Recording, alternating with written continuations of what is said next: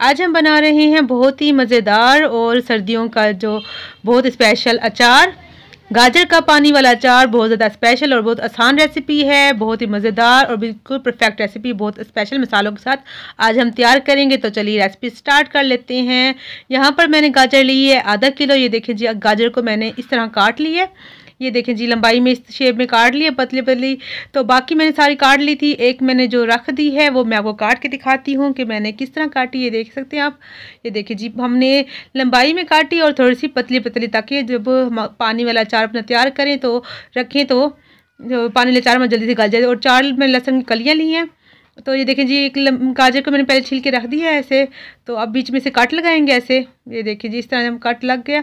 और इसका जो बीच वाला ये पोर्शन होता है, पार्ट होता है जो ये सख्त होता है, येलो ग्रीन सा होता है, ये थोड़ा हार्ड होता है। इसको ना ज़रा रिमूव कर लेना बेहतर ही होता है। तो इसको रिमूव कर लेंगे। और देखें जी, इसके हमने 3-3, 4-4 से 5-5 हमने इसे पीसेस कर लेने हैं। देखें जी, इस तरह करके। तो ये देखें, अब ये हाफ़ ही है, हाफ़ की फिर हम देखें इस तरह कट करके लगा लेने। इस तरह देखें, ये ऐसे 4 से 5 हमने ना, जितनी हमें चाहिए ना। अगर नीचे से जब मोटी हो तो इसको थोड़ा सा ऐसे पतला सा काट लेंगे, ताकि हमारे जब हम रखें धूप में या किचन में रखें तो हमारी जो गाजर आसानी से गल जाए। ये देखें जी, ये थोड़ा जो ऊपर वाला पोर्शन है थोड़ा पतला था, तो इसके मैंने कम पीसेस किए हैं। तो आप कोशिश कीजिएगा फ्रेश गाजर और पतली वाली गाजर लीजिएगा, उसका अचार अच्छा बनता है और कट करने में भी ज़रा आसानी होती है। तो ये देखें जी, मैंने इनको पहले वॉश कर लिया, अच्छे से रख दिया। अब हमने पतीला ले लिया है। पतीले में है मैंने डाला यहाँ पे 1.5 किलो पानी। तो पानी को अभी हम बॉयल करेंगे। तो गाजर डाल के चूल्हे पर रख देती हूँ।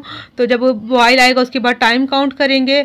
तो तकरीबन ये देखें, जब इसको बस बॉयल आने वाले, तकरीबन बॉयल आने के बाद मैं टाइम काउंट करूँगी। तकरीबन 3 मिनट जो है, 3 मिनट भी, यानी कि मतलब 3 मिनट से पहले पहले हमने इसको हटा लेना है। 3 मिनट से ज़्यादा हमने इसको कुक नहीं करना। तो तब तक, जब तक ये बॉयल आता है, हम अपने जो कुछ मसाले जो पीस लेते हैं। ये है राई दाना। तो ये राई भी दाना हमेशा अचार की जान होती है, अचार में जाता है, बिल्कुल जाता है, ज़रूर जाता है।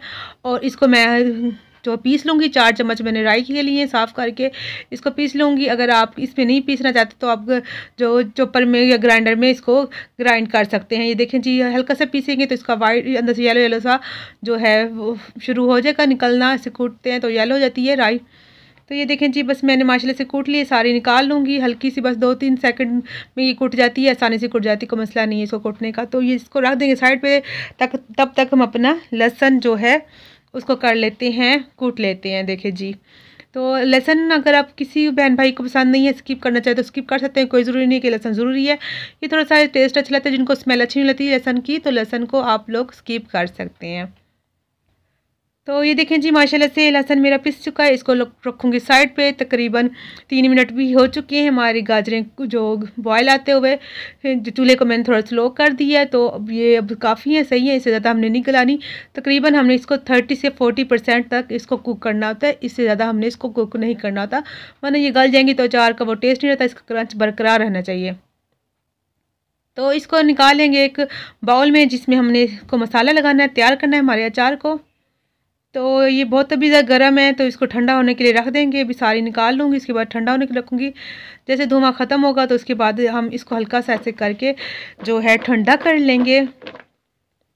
ये देखें जी, अब माशाल्लाह से ठंडी हो चुकी है। पानी में रख दिया ठंडा होने के लिए। पानी जब तक ठंडा होगा हम इसको मसाला लगा लेते हैं, हम अपने अचार को।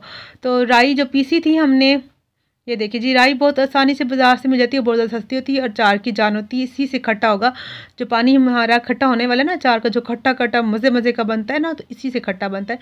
तकरीबन 4.5 जो टेबल स्पून मैंने ये देखिए राई है। 1 टेबल स्पून मेरा कुटी लाल मिर्च।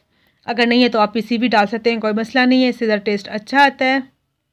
इसके बाद जी थोड़ी सी देखें जी, 2-3 पिंच मैंने जो उस पर ब्लैक पेपर डाला है।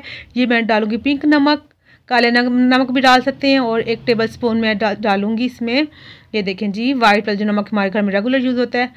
तो लहसुन जो पीसा है वो डालेंगे। और ब्लैक पेपर, वो जो काले नमक होता है, डालने से उससे ना ज़रा खट्टा जो अच्छा होता है। और अचार हमारा ख़राब ना हो, तो अक्सर लोग कहते हैं कि अचार ख़राब हो गया, फंगस ऊपर आ गया, तो ये जो अचार ख़राब नहीं होगा। इससे 1 टेबल स्पून मैंने भर के जो है विनीगर डाला है। तो सिरका किसी भी ब्रांड का ले सकते हैं। शक्कर डालूँगी, ये जो हमारे मसालों का बैलेंस करने के लिए। अगर आप स्किप करना चाहें तो स्किप कर सकते हैं, ना डालिए, कोई मसला नहीं है। तो ये मीठा नहीं होगा अचार, इससे ये नहीं होगा समझिएगा मीठा होगा, बस ये मसालों को सेट कर देगा हमारे मसालों का। तो ये देखें जी पानी भी ठंडा हो चुका है, तकरीबन 10 मिनट हो चुके हैं। तो ये मसाले भी हमारे लगे हुए अच्छे से इसमें जो हो चले गए होंगे मसालों का टेस्ट अंदर। तो अब जो पानी हमने बॉयल किया था हम सारा पानी इसी में डाल देंगे। तो पानी इसको डाल के मिक्स करेंगे तो माशाल्लाह से अचार हमारा रेडी हो गया। तो ये अभी खाने के काबिल तो नहीं, अभी इसको तकरीबन 3 दिन लगेंगे। अगर आपके घर धूप नहीं आती तो आप किचन के साथ चूल्हे के साथ आप रख दीजिएगा इसको ढक के। तो 2-3 दिन में माशाल्लाह से आपका अचार खट्टा बिल्कुल जैसे आप गोलगप्पे खाते हैं ना उससे भी ज़्यादा खट्टा पानी तैयार हो जाएगा।